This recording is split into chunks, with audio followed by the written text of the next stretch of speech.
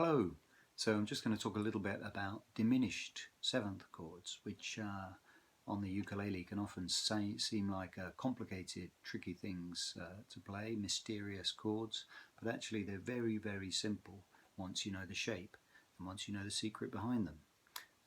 Diminished chords get used a lot, beautiful chords which get used a lot in old-time music and in some modern pop songs. I'll give you an example. Ain't Misbehaving. Fats Waller's Ain't Misbehaving. It's got a couple of lovely ones. No one to walk with, all by myself. No one to talk with, but I'm happy on the shelf. So there's a couple of diminished chords in there. I'll point them out. Here we go. And another one.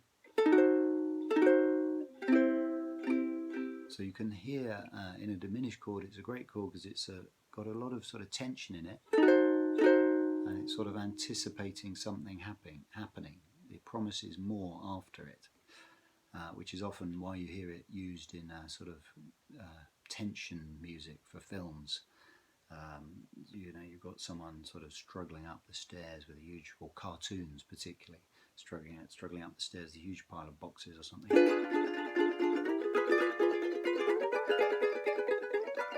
And they get to the top and then they fall down.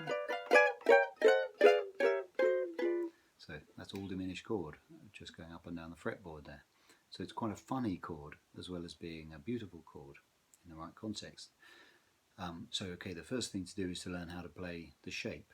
So I'll show you on the second fret here. If you put your first finger on the second fret of the G string and then your middle finger on the second fret of the E string, and then you're just going to plop your two other fingers, your spare fingers, down onto the open strings on the C and the A on the third fret. So second fret, those two, third fret, these.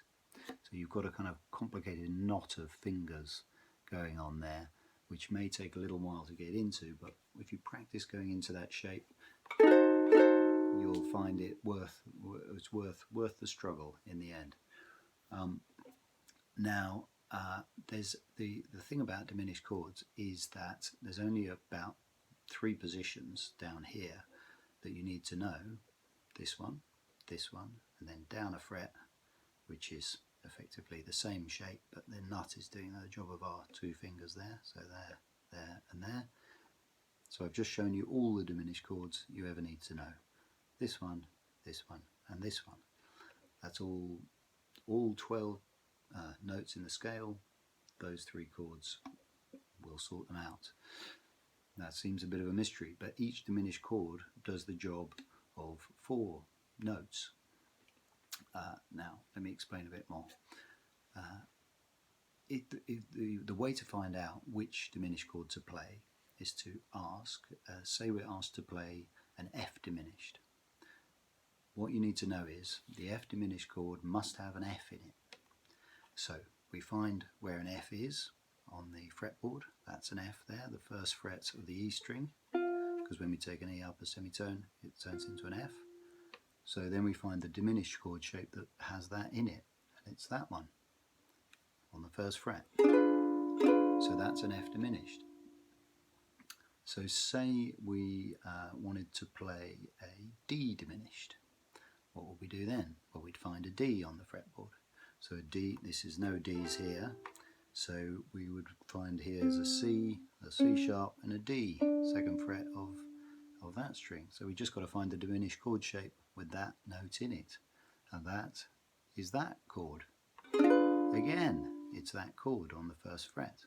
So this chord is a D diminished, it's an F diminished, it's also, my top finger is on the second fret of the A string, which is a B. It's also a B diminished, and it's also a G sharp diminished here, because I'm playing a G sharp. So it's G sharp, F, D, and B diminished. It's 4 chords for the price of 1. So it's fantastic. Now that works for all the diminished chords. So if we want to play, if we go up a fret, this one has got a C in it, so it's a C diminished.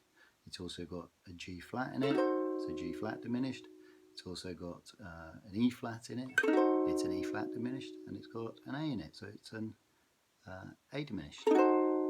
Ping, easy as that. So, and then down at this fret, the open one, which where the nut is doing the job of our fingers, it's a G diminished, a C sharp diminished, an E diminished, and a B flat diminished.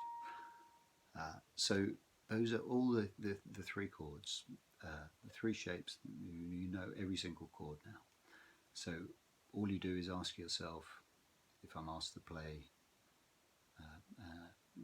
B diminished, has my chord shape got a B in it? And if you're playing one and it sounds a bit funny, just move it up a fret, see if it sounds better. If you're not, until you know the names of these notes around the bottom here. So a very simple way to find out what your chord is. The other brilliant thing about diminished chords is that they repeat every 3 frets.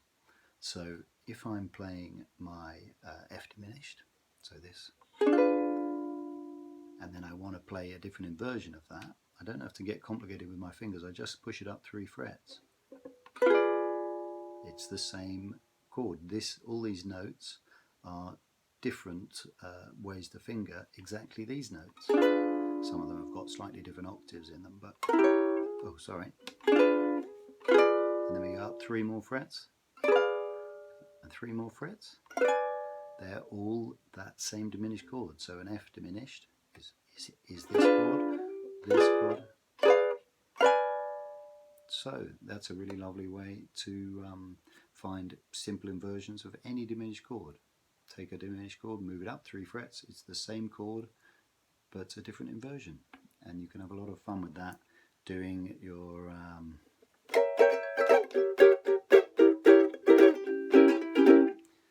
mucking about with that sort of thing. Enjoy plucking, and I hope this has made some sense.